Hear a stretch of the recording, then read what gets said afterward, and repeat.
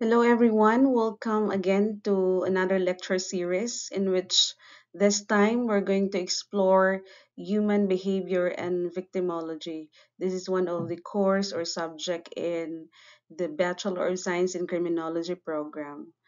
In the course description of this subject or this course, uh, it covers the study on human behavior with emphasis on the concept of human development and abnormal behavior. It includes strategies and approaches for handling different kinds of abnormal behavior in relation to law enforcement and criminal proceedings. It also includes the study of victimization, the role of community and techniques in assisting offenders, reintegration, and victims' recovery. So these are being stipulated in the CMO series of 2018.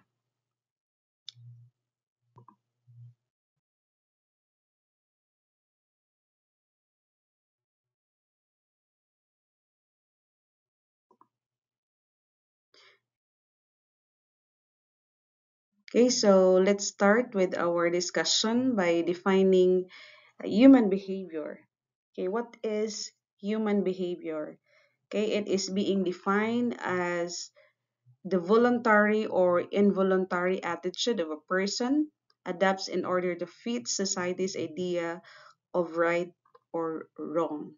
Okay, so when we say, so to sum it all up, it refers to the person's actions, no, or the attitudes of a person, whether voluntary. Okay, when we say voluntary, it is done on purpose or by choice. And involuntary, when we say involuntary, ibig sabihin it is done without conscious. Okay, hindi pinag-iisipan, okay, without conscious control. Okay, that help them fit into society's ideas of right and wrong. Okay, so somehow it is influenced by heredity, no, not just heredity, including environment, okay, and learning. Okay, in psychology, behavior means any activity a person does. Okay, so human behavior, it is the way, no, it is the way of what, the way people act. Okay, not just the way people act, the way they respond to different situations in their environment, whether the actions are seen or unseen, and whether they are done consciously or unconsciously. Okay, so say for example, pag tayo ay masaya, so what are we going to do? We smile. No? That is the obvious emotion, okay, na nakikita to us, no? Or when we feel nervous before speaking in public, no? Those are human behavior, okay, either conscious or unconscious. Okay, so let's broaden, no, the different classifications of behavior. We have this what we call normal and abnormal behavior. Okay, let's start with the normal behavior. Okay, what is normal behavior? From the word normal. Okay, so naaayon, no, from the word normal. The standard behavior. Okay, it is a standard behavior, the totality behavior. They follow, no? They follow the norms of the society. Ano yung finalo? The norms of the society. They follow the accepted rules and the standards of the society. Okay? What is a common example of a normal behavior? Okay, so like saying please. Diba? Pag meron tayong mga gustong hingin or something like that, no? Nagpe-please tayo, we say please and we say thank you. That is normal. No, and whenever we wait in line, isa yan sa mga nakasanayan natin, no? We wait in line kung pumipila talaga, no? That's the normal behavior, and respecting other space. Okay, we greet people politely. Okay, we say good morning ma'am, good morning sir. Okay, and we dress properly na naaayon naman sa okasyon. Okay, and these are considered normal because all of that um, is following what society accepts as a proper behavior. Okay. we are supposed to behave in such way. Okay, that those are normal behavior, the one that is being accepted with the society, the standards of the society. Okay, and the normal person is characterized by, okay, efficient perception of reality. What does it mean? They understand reality well. Okay, they know that failure is a part of learning. Eh, kung hindi tayo napi-fail, aba hindi tayo nagle-learn. No, that's accepting of reality. Instead na we deny the unfortunate na nangyayari, no? Okay, instead we embrace that one, okay, and then we learn from it. And that's what it means, efficient perception of reality and self-knowledge. Okay, we know ourselves. Okay, a person understand their strengths, their weaknesses, okay, and even ability to exercise voluntary control over his behavior. So we can control our actions, or the person can control their actions. That's normal. Okay, a person can manage their action. Alam nilang i-manage yung kanilang mga emosyon. Okay, alam nila kung kailan pwedeng ilabas or kailan pwedeng what's this? Itago, no? Let's say, for example, unpleasant, no? Okay, so those actions should not be seen in public, or let's say, for example, you're in the gatherings, no? Hindi pwedeng ano ka doon, what do we call this one, magwala or something like that, because you feel in that way, and that makes it valid na. No, it's not like that. Okay, so you have the ability to control your behavior. That's normal. Okay, that's supposed to be. Okay, staying calm instead of shouting during an argument. Okay, that's staying calm. Okay, that is normal behavior. That is considered normal, because that is the one that is being accepted, no, in the society. Okay, not those yelling, shouting. Okay, those are unpleasant in the eyes of the people. Okay, and productivity. Okay, so kabahan ka na kung buong araw ka nakahilata, no? So that shows, isa yun sa mga abnormal behavior. Okay, so you should be productive and ability to form affectionate relationship with others. Okay, you know how to show love, you know how to show respect to the people around you, most importantly your family, okay, your friends. Okay, so those are considered as normal behavior. Again, the standard behavior, the one that is being acceptable to the society, right? Okay, so next, let's proceed to the other classifications of human behavior, which is the abnormal behavior. Okay, what is abnormal behavior? Okay, a group of behavior that is deviant. Okay, ano ba itong behavior na ito na deviant? What do you mean by deviant? Okay, these actions, yung mga actions or mga traits or whatever it is that violate the laws or violate the standards of the society. Okay, those are deviant, or okay, how do you pronounce this one? Deviant or deviant, okay? From social expectations, no? Because they go against. Okay, if the normal is does not go against, they follow the standards. Abnormal naman is they go against the norms. Okay, they go against the standard of the society. Okay, so those actions, no, whatever actions that go against the accepted rules or norms of the society. A common example like killing, stealing, that is not a normal behavior. Okay, we are not supposed to do it, no. In fact, it is written in our in the Catholic, no, they have 10 commandments, no. More like in the law, in the eyes of the law, okay, those are abnormal, or those are prohibited. Okay, those go against the norms of the society.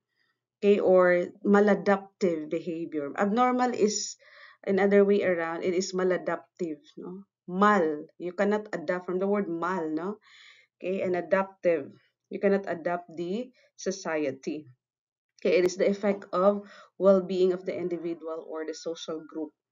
Okay, when we say maladaptive behavior, those behavior that harms a person's well-being, no, it makes hard for them to adjust to situation that could help them. Okay, so say for example, a man who fears crowds cannot ride a bus, no, even if it is the easy ways to travel. Those, it shows a maladaptive behavior. Okay, another example of an abnormal behavior or maladaptive behavior, yan, paggagamit ng droga. Okay, is that acceptable? Acceptable ba yan sa society? Of course not, no? And we even have special laws, no, that punishes such acts, no? Or alcohol, okay, to handle stress or emotion. So those are harmful. Okay, it goes against social norms. Okay, another examples, no, including avoiding people, no, because of anxiety. That is an abnormal behavior. You isolate yourself from others, no, or nagsiself-harm ka. Is that a normal? No, that is not, no. Okay, mga frequent anger outbursts, those are abnormal behavior. Okay? So, yung mga sinasabi ko a while ago, those are behaviors that considered abnormal because okay, they prevent a person from functioning well in the society and they do not solve their real problems. Okay? So, let's proceed. I hope that is clear to you the difference between the normal and abnormal behavior, no? Okay, let's proceed to the determinants of behavior. Okay, there are other determinants of behavior, no? Okay, hindi lang naman yung factor is within ourselves, no? Okay, first, this one, heredity. Ito talaga. Heredity. Okay, so when we say determinants of behavior, yun yung mga factors na nag-influence, no, of how a person acts or how a person behaves. Okay, isa na dito si heredity as one of, tinatawag itong biological factors, no? Okay, so this refers to the genetic influences, genes, no? Those that are explained by heredity, the characteristic of a person acquired from birth, no? Transferred from one generation to another. Ito yung mga traits, no? Mga characteristics that is passed from, okay, saan galing? Sa parents. Parents, okay, patungo sa kanilang mga children through genes. Okay, genetics through genes, no? These are inborn, no, and transferred from one generation to another. Okay, so it explains, isa din ito sa nag-explain ng mga traits ng isang person. Yung emotional, kunyari, yung emotional aggression, baka namana yan sa parents, no? Or pwede din sa intelligence, okay? Bonus kung intelligence yung namamana, no? Abilities, or even physical appearances, no, those are inherited, okay? This supports the idea that some people may be born criminals. Kasi nga namaman ay sabi ni sino bang nag-coin ng born criminal, so that is si Sar Lombroso, no? Okay, so it also includes the effects of genetic defects, not just yung mga good traits, no? Okay, pwede ding genetic defects, diseases, hormone imbalances, no? And other physical problems na pwedeng ipasa, no, from one generation to another. Okay, heredity is one of the factor of behavior. Okay, another is we have environmental factors or socio-cultural influences. Okay, what is this environmental factors? Um, yung mga, isa na dito si family background, no? Environmental factors. This refers to the surroundings, no? Social conditions that somehow it helps, no? It shape a person's behavior. Okay, isa na si family background.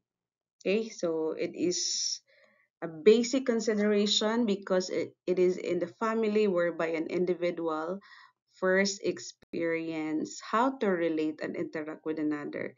Okay, syempre nung pinanganak tayo, you know, nakahubad, no? Lahat-lahat na.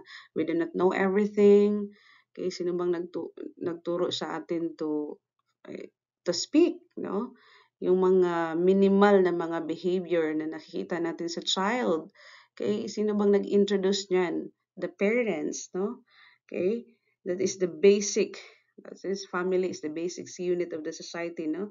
Family background, it is important because the family is where a person, no, they first learn how to interact. They first learn how to communicate. They first learn how to build relationship with others, no? Say for example, no, a child who grows up in a caring family learns to be kind and respectful. Okay, if a child naman is lumaki siya sa family na yung family nagsisigawan or more like mga hindi ang naipamalas ay mga hindi magagandang asal, no? Then somehow, yung children or yung child rather is syempre yun ang nakikita niya somehow is yun din yung ma-apply niya with himself, no? Okay. So the family is said to be the cradle of personality development. Okay, as a result of either a close or harmonious relationship or pathogenic. It could be harmonious or it could be pathogenic family structure, which we're going to discuss now after this one. Okay, the family is called the cradle of personality development kasi nga it shapes, no, it shapes a person's character. Okay, a loving and harmonious family, it builds good behavior, while broken or unhealthy family, so possibly it can lead to negative traits, no? Okay, so let's talk about the pathogenic family structure. Okay, from the word pathogenic. Okay, no? From the word pathogenic, ano ba yung nasa isip nyo? Those families that is associated with high frequency of problems. Okay, ano ba yung mga problems? So first, we have this inadequate family. Okay, what do you mean by inadequate family? Characterized by inability to cope with the ordinary problems of family living. Okay, so they cannot cope with an ordinary problems. This is the kind of the family we're in. They cannot cope with ordinary problems. Okay, and they lack resources, physical or psychological for meeting the demands of family satisfaction. Okay, hindi niya nami-meet yung satisfaction no ng family. Okay? So a family that cannot handle normal na mga problems, no? They cannot handle normal family problems well. No, it lacks the emotional or physical resources to meet no, the needs and the satisfaction of the members of the family. So yung parents, no, they cannot provide proper guidance sa kanilang mga children or even they cannot give or they cannot provide emotional support doon sa mga children. Somehow paglaki nun, may kulang, no? Posible yung pagkukulang na yun, it turns out na maging negative ang effect, no? Those are inadequate family, no? And another, we have antisocial family. From the word antisocial, hindi ibig sabihin na antisocial is, uh, ayaw mong makipag-communicate, makipag-mingle sa mga tao, hindi ganun. Okay? Those that espouses unacceptable values as a result of the influence of parents to their children. Ano to? Family, no? The family that teaches, no, or shows bad values, and behaviors that go against the society rules. Meron bang ganong parents? No, meron, no? Yung mga parents na ini-encourage nila yung mga anak nila na magnakaw, no? They encourage their children to lie. They encourage their children to be disrespectful, no? Somehow, pag lumaki na yun, pag lumaki yung mga children na yun, ano pa kaya ang mangyayari? Okay, so those are antisocial family. The values na inculcate niya sa kanilang mga children is bad, no? Okay. as a result of, syempre yun ang na-influence ng children, no, sa kanilang parents, then there's a possibility that when the child grow up, okay, mas worse pa, no? Okay, those are antisocial family. Okay, the espouses unacceptable values, right? Okay, let's proceed to another pathogenic family structure. Okay, we have the discordant or the disturbed family. Okay, characterized by non-satisfaction, okay, non-satisfaction of one or both parent from the relationship that may express feeling of frustration. Okay, this is usually due to value differences as common sources of conflict and dissatisfaction. Okay, ito yung family na yung isang parents kaya, yung mother or yung father or both, no? Both parents, hindi na sila masaya sa kanilang relationship. Eh, syempre, pag hindi na masaya, lagi nag-aaway. Eh, so, merong conflict, merong frustration. So, syempre, isa ito sa mga ano, na this usually happens because of differences. Differences of what? Differences, it could be differences of values or differences of beliefs or yung uso ngayon, no? Third party. Kunyari, may ganyan, no? Okay, then there's a possibility na maapektuhan yung children, no? Example is yung mga parents, they constantly argue, no? Because they disagree on how to raise their children, no? Laging nag-aaway, yun lagi nakikita ng bata, no? Those are disturbed family. Okay? So it may be one of it may be the mother or it may be the father, no? Merong mga hindi pagkakaintindihan na wherein it result into constant conflict. Okay? So those are discordant or disturbed family. The family is not harmonious. Okay? Hindi harmonious yung kanilang, what's this? A relationship, no? Okay, more like the circles of the family. So those are discordant or disturbed family. Okay, another disrupted family. Okay, it is characterized by incompleteness, whether as a result of death o hindi kompleto. Bakit hindi kompleto? Hindi sa katulad ng disturbed family, merong mga conflict, no? Or let's say for differences. It may be in values or it may be in belief, no? Okay, or it may be one or both of the parents are unhappy with the relationship. Okay, it may be death, but in disrupted family, anong na-disrupt? It may be by reason of death, divorce, separation, or some other circumstances. Okay? So, a family that is incomplete, no, due to the events, yung mga sinasabi ko a while ago, that break the family structure. Say for example, a child, no, growing up with only one parent after a divorce, meron siyang tinatawag na disrupted family. Okay? So, next.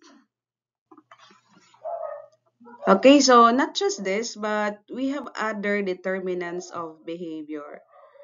Okay, so other determinants of behavior. So in order to further understand, no, and provide answers on the question that ano mang yun, or why do some people behave criminally. It is important to study the other determinants of behavior.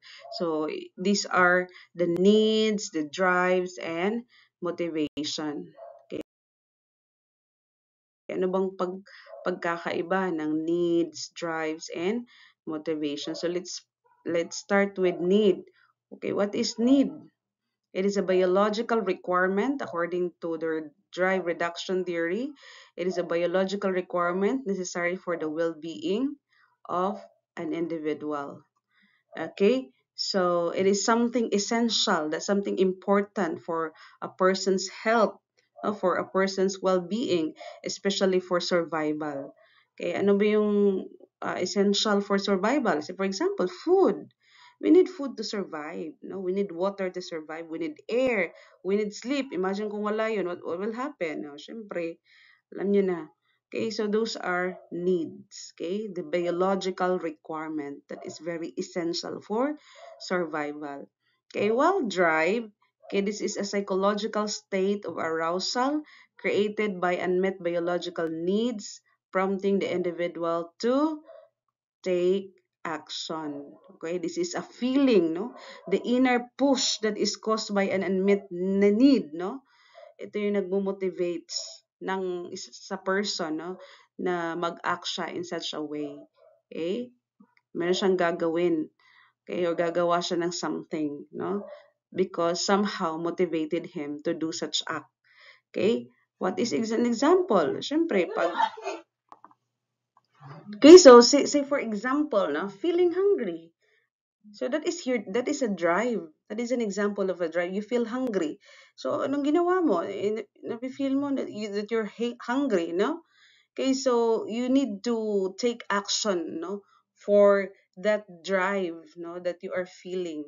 So then it makes you look for food. Okay, naghanap ka ng pagkain kasi nga you feel hungry. That's your drive. That's your motivation. Okay? So, what is the relationship? Ano bang relationship ng need and drive? Okay? A need, it creates a drive. No? The drive, it motivates the person, no, to act para lang isatisfy yung kanyang need, no, to restore balance. Okay? So, hunger, that is the biological need for food. No, your body's way of saying that, oh, kailangan niya ng energy, kailangan niya ng nutrients, no? Feeling of hunger, that is the sensation or awareness of that need. No, when you sense or realize that you are hungry. Okay? That hunger, your stomach is empty and your body needs food. So you act in such way. Okay? So, in result, what is your action? Okay, you eat food. Okay, just to satisfy. Okay, so that is the relationship between needs and drives. Okay, let's proceed to motivation.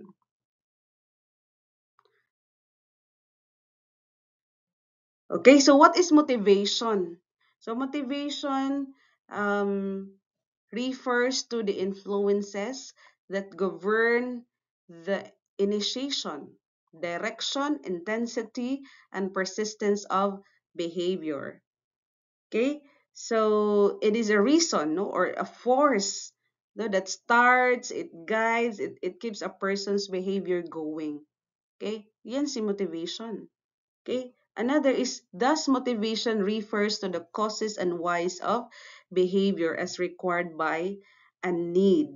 Okay, motivation is the hypothetical concept that stands for the underlying force impelling behavior and giving its direction. Okay, it explains the reason, sabi to the reason why. Okay, explains the reasons or why behind a person's action. Okay, it is the inner force. Okay, the inner force that pushes and directs behavior just to satisfy the need. Okay? So, katulad nito, no? Meron tayong mga iba't ibang klaseng motivation. Okay, para makuha natin yung gusto, no? Gusto natin. Okay? So, in order for us to do that, okay, we motivate ourselves. Okay? Something that influences us for us to be being motivated. Okay, while the drives, those are inner feelings, no? Those are inner feelings that what? That push a person to act, no, until their need is satisfied. So yung drive at kasi motivation, okay, that is important, no, in psychology because they give energy and direction to a person's actions. Okay?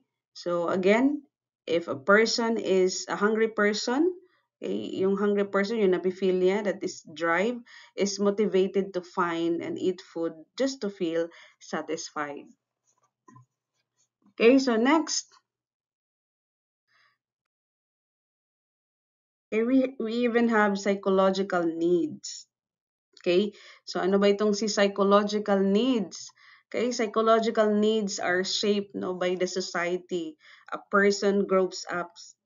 Okay, they are connected to a person's happiness. They're connected to a person's emotional being. Okay, not basic survival, no, not to basic survival like the biological needs.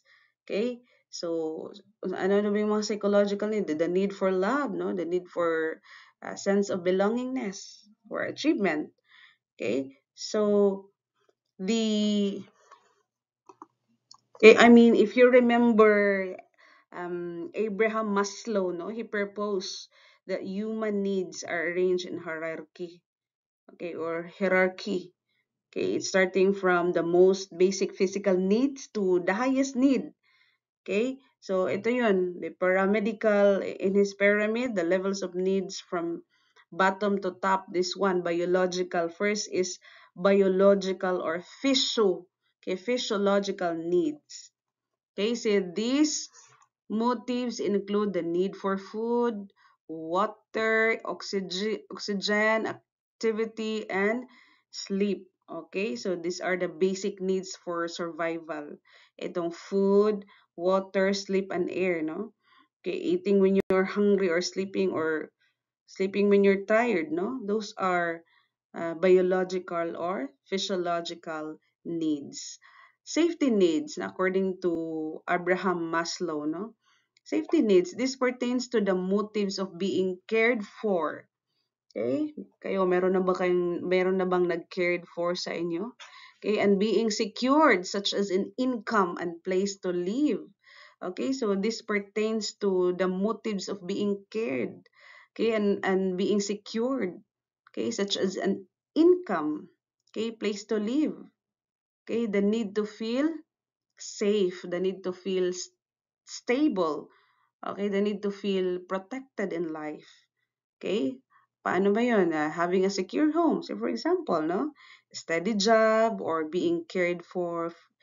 Sino ba basically, the family. Okay? Andyan si family, wag puro jowa, no? Another, love or belongingness. Okay, is integration into various kinds of social groups or social organizations. Okay, love needs means need for affection. Okay, the need to feel accepted, no? The need to feel loved by others. Okay, feel loved by others like having friends. Okay, love, pwedeng makukuha sa friends, sa family, or it could be being part of a group or being part of community. Okay, that's what it means. We say love and belongingness. Okay, another, um, cognitive needs. Okay, our motivation for learning and exploration. Okay, the need to learn. Pag sinabing cognitive, no, in the mind, the human mind. Okay, the need to explore, the need to understand things. Oh, say for example, reading books. Eh, bakit ka magbabasa? Bakit ka magsa-study? To gain knowledge. Okay, you read because you want to gain knowledge, no? Isa yan, no? That is an example of our cognitive needs. Eh, yung mga magte-take ng board exam, okay, bakit kayo nanonood ngayon? Or yung magte-take ng exam, eh, why are you watching? To learn, just to gain knowledge, no? And it could help, okay? It could help for you to pass the board exam or it could be in the exam, okay? Esteem needs. Okay, our motivation for an honest, fundamental respect for a person is a useful and honorable human being. Okay, what does it mean? The need to feel, okay, respected, no? The need to feel confident. Okay, that is the esteem needs, no? The need to feel valued. Okay, so for example, receiving praise for a job well done. Eh, di ba? That is our esteem needs. Okay? Kailangan din natin yan, appreciation. Siyempre, mai-energize tayo, no? Pag we are being appreciated with the job na pinagawa sa atin, no? Or whatever it is, no? Okay, appreciation is pag may appreciation na natatanggap tayo, no? So, we feel something in ourselves and we feel, what's this, energetic, no? To do more, okay, or to excel more in our different fields, no, or achieving personal goals. Okay, aesthetic needs. So, pag sinabing aesthetic, beauty and order. Okay, our motivation for beauty and order, no, the need for beauty and order. balance in life, no? Example, enjoying art, enjoying music, no? Those are our aesthetic needs. Enjoying decorating our room. We decorate our room neatly, our place in an apple pie order, no? Okay, those are our aesthetic needs. Okay, and the last is self-actualizations.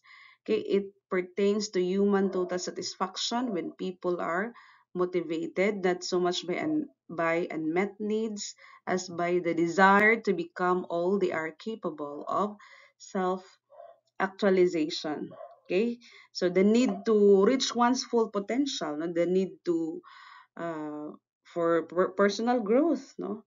Say for example, you use your talents. Bakit mo ginamit yung talents mo? To help others or to pursue your passion. Ano ba yung talent that you have? It could be you're good in singing, you're good in dancing, or you're good in some specific field, no? You pursue your true passion in life. Okay, that is self-actualization. Okay, according to Maslow, no, a person's focus is first on the lowest unmet need, no.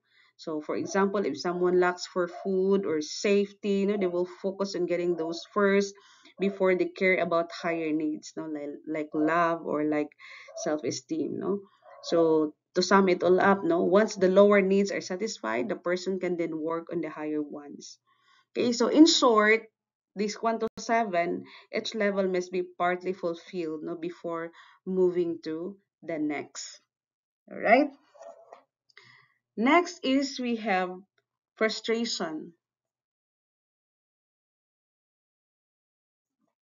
Okay, frustration, conflict, and anxiety. Okay, let's distinguish frustration, conflict, and anxiety. Ano ba si frustration? No? Ano ba si conflict and si anxiety? Okay, so let's start with frustration.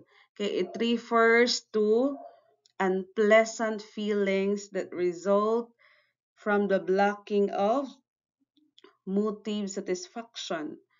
Okay, it is a form of stress which result in tension. Okay, it is a feeling that is experienced when something interferes with our hopes, our wishes, our plans, and our expectation. No? It is the unpleasant feeling that happens pag merong something na nagbablock or nag-stop, no? Nag-stop to reaching your goals or upon reaching your goals. Okay, yun yung napi-feel natin na unpleasant feeling. Kunyari, meron tayong gustong maabot, okay, gusto natin ganyan, ganyan, gusto natin mag-top, okay, sa klase, or gusto natin makapasa ng exam, which is hopefully lahat ng mga nanonood, or you're going to pass the board exam, no? Or plans, or desires, and then it just hindi lang talaga sa lahat ng panahon, no? Okay, hawak natin, alright? We know what is coming, okay? Uh, it causes stress and tension, okay? It causes unpleasant feeling, and that unpleasant feeling that you have, that is called frustration, okay? Say for example, if another example, you feel upset, no? When ginawa mo ng lahat. I feel so upset kasi ginawa ko ng lahat. Nag-study naman ako. Why? Why I still fail? Okay, nag-fail pa rin ako sa test. Nag-fail pa rin ako sa exam. So, what comes next? Oh, meron ka nang napi-feel na unpleasant feeling. And that unpleasant feeling that you're feeling is called frustration. Alright? Okay, next. Conflict. Conflict, this refers to the simultaneous arousal of two or more incompatible motives resulting to unpleasant emotions. Okay, it is a source of frustration because it is a threat to normal behavior. Okay, so again, the conflict happens when a person feels two or more opposing desires, no, or two or more opposing motives at the same time. No, it causes stress or it causes discomfort, no, and it can lead to frustration. Bakit? Because it disturbs normal behavior. Okay, so for example, you want to study for an exam, but you also want to go out with your friends. Na merong mga conflict. Okay, and that conflict, it result into frustration. Okay, so that's basically conflict, no? Okay, so merong disagreement of your thoughts. Okay, so there are two or more opposing desire. Okay, first desire is you want to study for an exam. Okay, the other desire is you want to go out with your friends. You're having conflict. Ano ba yung uunahin mo between the two? And it is a source of frustration. Okay, so that's basically conflict. And speaking of conflict, we have different types of conflicts.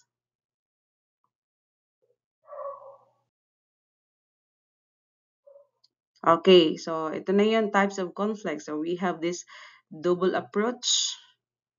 Okay, ibig sabihin, double approach, positive, two positive. Double avoidance, o ito naman, dalawang negative.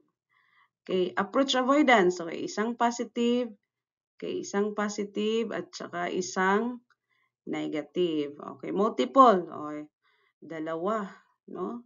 Two or more. Two or more positive, okay, and two or more negative. Okay, yun lang tatandaan nyo. Okay, now when we say double approach conflict, a person is motivated to engage two desirable. Oh, this is approach. Two desirable activities that cannot be pursued simultaneously. Uh, Hitting the you know what is that saying? The birds with two birds with one stone. Is that correct? Okay, it is not possible. No, it happens when a person must choose. Okay, kailan mangyayari itong conflict na ito? Itong disagreements of your thoughts, no? Okay, kailan mangyayari? It happens when a person must choose between what? Two good options. Okay, magandang options. Aba, sobrang hirap mamili ng dalawang magandang options, no? Pag isa good, isa bad, yun, madali lang mamili, no? But this one are two good options. But you cannot have both at the same time. Okay, that is double approach conflict. Okay, say for example, you want to go on vacation, gusto mong magbakasyon sa Boracay, gusto mong magbakasyon sa Baguio, sa Palawan, no? At saka, or gusto mo ding, and the other one is gusto mong magbakasyon, kaso meron ka ring, ano bang bago ngayon na, let's say, iPhone 17 Pro Max, gusto mo din bumili ng phone. So you are having conflict between two good options, no? Okay, what will you choose? Syempre, if you're going to go on a vacation, so the money that should be spent sana, or the money that will be spent rather, no, is yan, pambili mo na lang ng phone, no? Those are two good options. Okay? Another is double avoidance conflict. A person faces two undesirable situations, and avoiding one means being exposed to the other. So what does it mean? It happens when a person must choose between two unpleasant options. So, sinabing avoidance, syempre, that is negative, no? Okay, two unpleasant options, and avoiding ones means facing the other, being exposed to the other. Okay, meaning avoiding one means facing the other. Okay, say for example, deciding between doing a difficult assignment or getting a failing grade. Okay, so it's so hard, no? O man, okay, are you going to do it, that difficult assignment, or getting a failing grade? Okay, that is double, hindi mo naman gustong gawin, no? Yung dalawang yan. Okay, that is double avoidance conflict, or hindi mo naman gustong mangyari na ma-fail ka. Okay, at the same time, that is difficult assignment, no? That is, for you, that is negative on your part, no? Okay, another, approach avoidance conflict. A person faces a situation that has both desirable, okay, merong desirable, okay, merong positive, merong undesirable, okay, merong negative features. Okay, sometimes it is called, okay, dilemma. The Layla dilemma, okay. So it happens when a person faces one situation that is both good and has both bad sides, no? So the person wants it but also fears its negative effects, no? Okay, say for example, ano ba yung common example ng approach avoidance, no? Okay, you accept high-paying job, eh, malaki sana yung sahod, sobrang laki ng sahod, kaso lang, malalayo ka naman sa pamilya mo. Okay? So, those are approach avoidance. Eh, gusto mo kasi maganda, malaki yung sasahurin mo, magagamit mo na to for your family, and then makapagtayo ka na ng business or whatsoever because of the salary na ino-offer, okay, if you're going to accept the job, but the consequence is, oh, there is a negative effects, no? Gusto mo, but you fear of its negative effects. Ano yung negative effects? So, syempre, malalayo ka, no, with your family, with your home. That's the consequence. That's approach avoidance conflict. Okay? So, when you say multiple approach avoidance conflict, a choice must be made between two or more alternatives, each having both positive and negative features. Okay, it happens when a person must choose again between two or more options. So each meron siyang both good and each meron siyang both bad sides. No, it is the hardest to decide.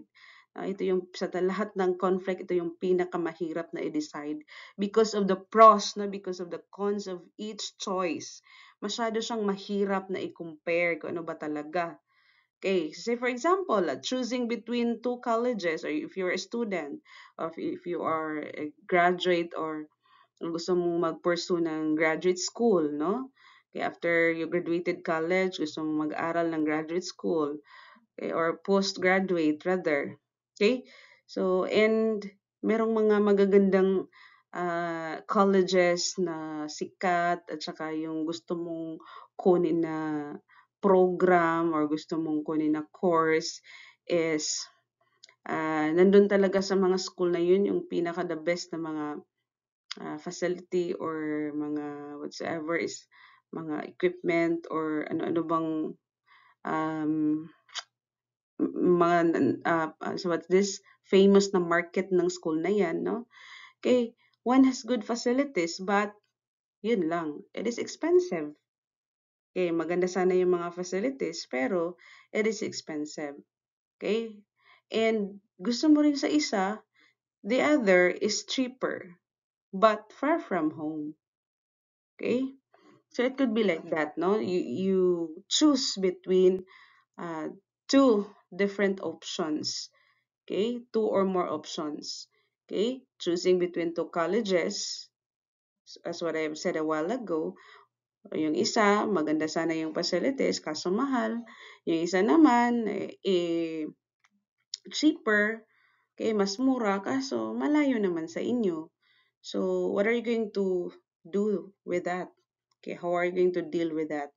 Okay, it is the hardest to decide, no, because of the pros and cons.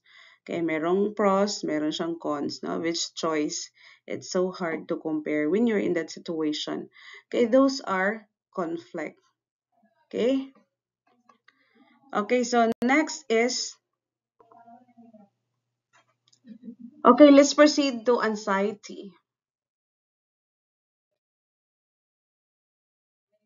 Okay, what is anxiety? So anxiety is an intangible feeling that seems to evade any effort to resolve it. Okay, it is also called neurotic fear. So anxiety is a vague, no, or unclear feeling of fear or feeling of or worry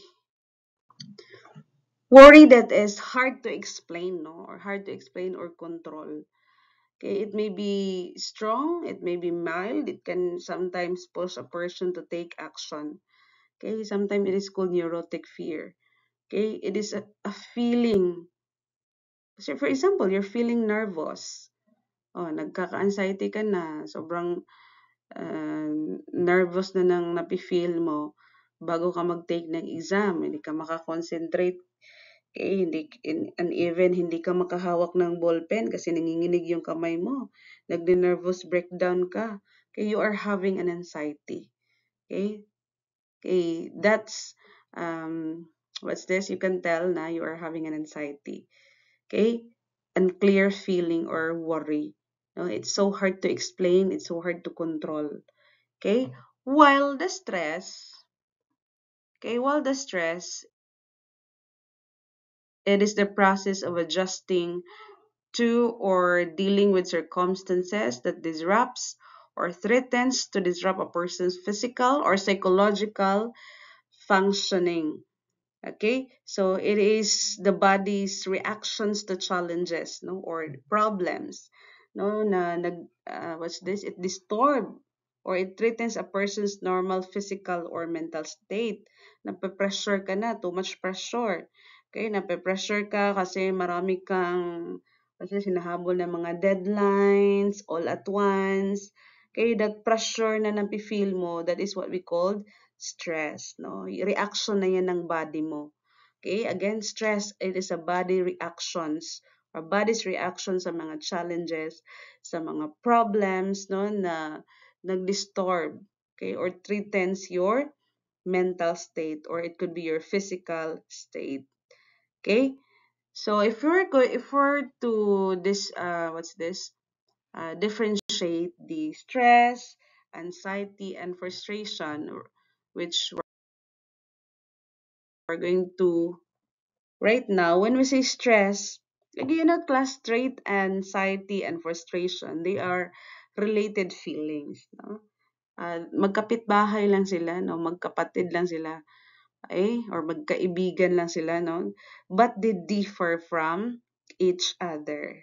You know, the principle of individuality. Okay, so if the principle of fingerprint is not a person is the same fingerprint, so it's the same with this one. No? They have their differences. Okay.